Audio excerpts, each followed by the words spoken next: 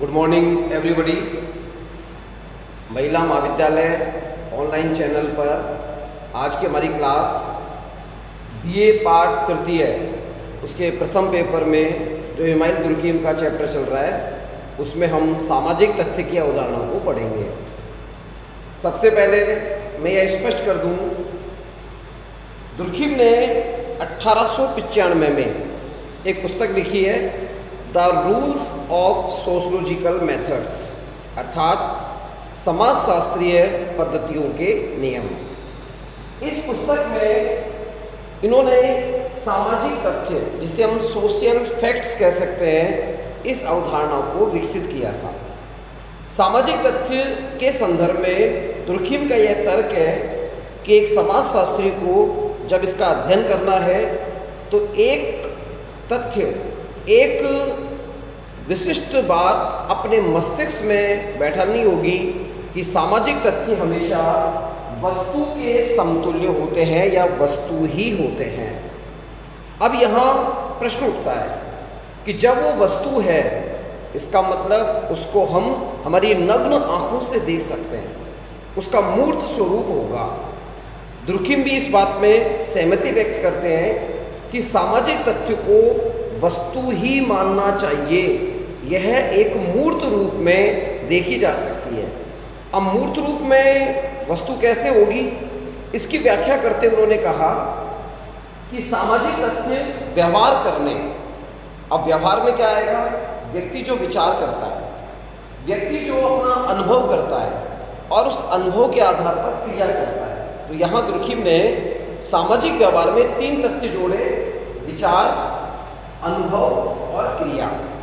जब वो व्यक्ति उस व्यवहार को करेगा तो एक पक्ष बनेगा जिसका वस्तुनिष्ठ अवलोकन किया जा सकता है, और यह जो सामाजिक तथ्य है इसकी प्रकृति दबावकारी, बाध्यतामूलक प्रकृति की होती है।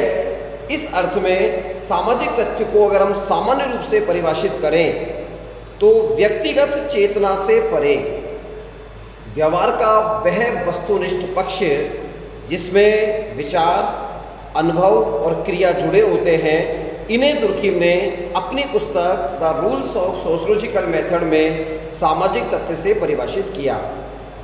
अब विद्यार्थियों के अंदर एक प्रश्न उठता है, ये पूछना चाहते हैं कि साहब जो व्यक्ति व्यवहार करता है, जैसे मान लीजिए मैं प्रतिदिन मंदिर जाता हूँ, तो क्या मेरा मंदिर जाने का जो व्यवहार है क्या ये सामाजिक तथ्य होगा? तो यहाँ बिल्कुल आपको सामान्य अर्थ में समझना है कि मैं मंदिर क्यों जा रहा हूँ। स्वीकृत लक्ष्यों के आधार पर, सामाजिक स्वीकृति के आधार पर समाज ने मुझे कुछ पैरामीटर्स दे रखे हैं। धार्मिक आधार पर मैं अपने लक्ष्य प्राप्त करना चाहूँगा तो समाज मुझे एक सामूहिक चेतना के रूप में निर्देशित करता है कि मुझे मंदिर स्नान करके जाना है, श्रद्धा भाव से जाना है, प्रवेश द्वार के पास मुझे पदवेश उतारने हैं, उसके बाद मुझे अंदर जाकर अपनी कोई भी प्रक्रिया, चाहे मैं ध्यान करूं, माला फेरूं या फिर कोई मंत्र का उच्चारण करूं, वो जो स्वीकृत तरीके हैं उनके अनुसार मैं उस अपने धार्मिक लक्ष्य को प्राप्त करने की कोशिश करूंगा। यहाँ मेरा क्रिया करने का जो तरीका है, जो मुझे लोग देख सकते हैं, यहाँ धार्मिक मूल्य की प्राप्ति का जो लक्ष्य है वो सामाजिक तथ्य की श्रेणी में आएगा। सामाजिक तथ्य की जब हम विशिष्ट चर्चा करते हैं तो दुर्कीम यह स्पष्ट कर देना चाहता है कि सामाजिक तथ्यों में व्यक्तिगत चेतना गौण हो जाती है, सामूहिक चेतना प्रभावी होती है, और इस सामूहिक चेतना में उन सभी तरीकों का समावेश होता है जो व्यक्ति के लिए बाहरी होते हैं, अपनी दबाव शक्ति के द्वारा व्यक्ति को नियंत्रित करते हैं। अर्थात चलो भारतीय परिवेश में तो हम ये समझ लेते हैं कि धार्मिक मूल्य की प्राप्ति करना सामाजिक तथ्य हो गया।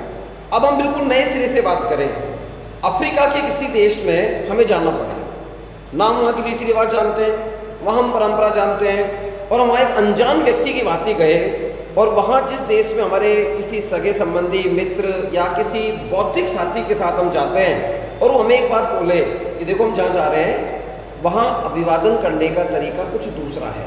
हो सकता है भारतीय मूल्यों के अनुसार आप अभिवादन में हाथ जोड़ते हो, चरण स्पर्श करते हो, बोला यहाँ ये तरीके नहीं चलेंगे, आप एक काम करना, और लोगों को पहले ऑब्जर्व करना, वो क्या करते हैं उसी के अनुरूप आप व्यवहार करना। जब हम वहाँ पहुँचे और किसी सभागार में हमने देखा कि लोग हाथ नहीं मिला रहे, वो एक दूसरे की चिन्ह टच कर रहे हैं, यानी जैसे आलिंगन जैसी, हग जैसी प्रवृत्ति वो अपना रहे हैं, तो यहाँ उस व्यवहार को देखकर हमने देखा कि वो एक स्वीकृत मानदंड है वहाँ पर। उसके अनुरूप यदि हम व्यवहार करते हैं, वहाँ उसी प्रकार अभिवादन करते हैं, तो हम वहाँ सामूहिक चेतना के बल पर उस सामाजिक तथ्य का निर्वाह कर पाएंगे। इसका विपरीत पक्ष भी है, यदि हमने ऐसा नहीं किया तो निश्चित तौर पर हमें आलोचना का केंद्र बिंदु बनना पड़ेगा, क्योंकि सामाजिक तथ्य की विशिष्टता में बाध्यताकारी दबाव मूलक प्रवृत्ति का समावेश हुआ होता है। अब बात करते हैं, दुर्खिम यह स्पष्ट करते हैं अपनी पुस्तक के द्वितीय खंड में कि सामाजिक तथ्य निर्धारित अथवा निर्धारित रूप से कार्य करने का वह तरीका है जिसमें व्यक्तियों पर बाहरी रूप से दबाव डालने की क्षमता होती है। इसको मैं भारतीय परिवेश के 2 उदाहरण से समझाऊंगा। सती प्रथा समाप्त हो चुकी है, 20वीं सदी के अंदर अब इसके उल्लेख नहीं मिलते हैं, लेकिन आप थोड़ा पूर्व में जाइए, 18वीं और 19वीं शताब्दी के मध्य में जब सती प्रथा को एक अनिवार्य मूल्य के रूप में स्थापित किया गया था, किसी महिला के पति की मृत्यु होने पर उसे जीवित ही उसके साथ चिता पे जला दिया जाता था। यदि उस महिला की इच्छा नहीं भी है तो समाज उसके ऊपर बाध्यता मूलक प्रवृत्ति रखता था कि नहीं, तुझे अपने जीवन का अंत करना ही होगा। एक तरीके से ये उसकी पवित्रता, शुचिता का एक परीक्षण होता था। यदि मान लीजिए वो महिला मना कर रही है तो ऐसे भी इतिहास में उल्लेख है कि जबरदस्ती बलात् उसको उठाकर चिता में डालना और उसको एक सर्वमान्य देवी घोषित कर दिया जाता था कि इसने अपने पति के साथ जिंदा जलना स्वीकार किया। अब ये चीज़ आज के परिप्रेक्ष्य में सही नहीं है, आज उसमें परिवर्तन आ चुका है, लेकिन उस समय की तत्कालीन परिस्थितियों में ये सामाजिक तथ्य की बाध्यतामूलक प्रवृत्ति थी। दूसरा पक्ष आज के संदर्भ में संयुक्त परिवार की ग्रामीण संरचना के अंदर हम भले ही कितना दम भरें कि हम शारदा एक्ट का उल्लंघन नहीं करते, बाल विवाह नहीं होते, लेकिन बहुत से परिवारों में आज भी बाल विवाह होते हैं। वहाँ उसके पीछे मुखिया की स्वेच्छाचारिता चलती है। कहीं ना कहीं एक परिवेश के अंदर माहौल बना हुआ है कि लड़की की आयु महत्वपूर्ण नहीं है, उसकी शारीरिक विकास की गति को देखते हुए, लोक लाज मर्यादा नष्ट नहीं हो जाए, इसको देखते हुए उसका विवाह छोटी आयु में आज भी होता है। और इसका प्रमाण है कि जो हमारे ऐसे मुहूर्त हैं जो अबूझ माने जाते हैं, चाहे वाक़ तीज हो, पीपल पुण्य हो, डूबे छुपे स्थिति में प्रशासन की मूक स्वीकृति के अंदर, जैसा भी हम मान सकते हैं, प्रचलन में है। इसको ऑफिशियली रिकॉर्ड में नहीं माना जाएगा, लेकिन प्रचलन में माना जाएगा। इसको हम देख सकते हैं, ये व्यक्तिगत चेतना से परे है। अर्थात मान लीजिए कोई बड़ा अधिकारी है, किसी ऐसी जाति विशेष की संरचना में रहता है और वो नहीं चाहता कि उसकी बच्ची का विवाह हो, लेकिन लोक लाज के दबाव के कारण, सामूहिक चेतना के दबाव के कारण उसे अपनी बच्ची का छोटी आयु में विवाह करना ही पड़ता है। तो यहाँ इसकी बाध्यतामूलक प्रवृत्ति स्पष्ट होती है। इसकी विशेषताओं की चर्चा करें तो मुख्य रूप से ग्राह्यता और बाध्यता, ये 2 विशेषताएं होती है। इनके अतिरिक्त अन्य विवेचना में विद्वान कहते हैं कि सामाजिक धारा के रूप में, वस्तुनिष्ठता के रूप में, सामूहिकता के लक्षण के रूप में, स्वतः स्फुट संरचना के रूप में भी इसकी विशेषता को देखा जा सकता है। यहाँ मैं स्पष्ट कर दूं, ग्राह्यता का अर्थ क्या है। दुर्खिम के शब्दों में ये एक ऐसी स्थिति है जिसका अस्तित्व व्यक्ति से स्वतंत्र होता है। इसका अर्थ है कि सामाजिक तथ्यों का संबंध ना तो किसी व्यक्ति विशेष से होता है, ना वो व्यक्तिगत चेतना का परिणाम होते हैं, व्यक्तिगत चेतना के बाहर की वस्तु है ये, इसलिए इसे ग्राह्यता कहा गया, जिसको हम उदाहरण में समझ चुके हैं कि सामूहिक चेतना के कारण ही ऐसा संभव होता है। इसका अस्तित्व अल्पकालीन ना होकर दीर्घकालीन होता है। दीर्घकालीन से तात्पर्य है इसके प्रभाव क्षेत्र लंबे होते हैं। दुर्खिम ने स्पष्ट कर दिया कि कुछ सामाजिक तथ्य का निर्माण व्यक्तियों के द्वारा जरूर हो सकता है, लेकिन उसकी कोई विशेषता किसी अन्य व्यक्ति के द्वारा डाली गई होगी, उसका समर्थन हुआ होगा और ये पृथक रूप से सामूहिक चेतना के प्रत्यक्ष अप्रत्यक्ष परिणाम का ही प्रतीक होती है। दुर्खीम ने परिवार का उदाहरण देकर बताया। उन्होंने कहा एक व्यक्ति अपने परिवार में सामूहिक दायित्वों का निर्वाह करता है। अब प्रश्न उठा कि वो दायित्वों का निर्वाह क्यों कर रहा है? क्योंकि हमारे सामने आइडियोलॉजिकल फॉर्म में श्रवण कुमार की भूमिका डाल दी गई है। श्रवण कुमार एक चरित्र है जो अपने अंधे माता पिता को देशांतरण करवाता है। अब एक बच्चे से क्या अपेक्षा करती समाज ने कि वो कुछ अपने माता पिता के लिए, परिवार के लिए श्रेष्ठ कार्य कर रहा है, उनका स्वास्थ्य का ध्यान रख रहा है, उनके अर्थोपार्जन में मदद कर रहा है, तो हम लोकोक्ति में कह देते हैं अरे श्रवण कुमार जैसा बेटा है। इट मीन्स एक पैरामीटर हमारे सामने स्थापित कर दिया गया है सामूहिक चेतना के रूप में कि श्रवण कुमार एक ऐसा पात्र है जिसको आपको फॉलो करना है। तो ऐसी स्थिति में ये एक ब्राह्यता वाला यानी हमारी चेतना से परे सामूहिक लक्ष्यों के आधार पर इस परिवार के उदाहरण में हम समझ सकते हैं कि व्यक्ति दायित्वों का निर्वाह करता है। अब उसे खुद को नहीं पता मैं निर्वाह क्यों कर रहा हूँ, लेकिन ये उसका व्यक्तिगत गुण नहीं बल्कि ये इसका एक सामूहिक गुण है। उसे नैतिकता के रूप में, सीख के रूप में विकसित करवाया गया है कि तुम्हें स्वीकृत मानदंडों की सामूहिक चेतना के रूप में इस मूल्य को अंगीकृत करना होगा।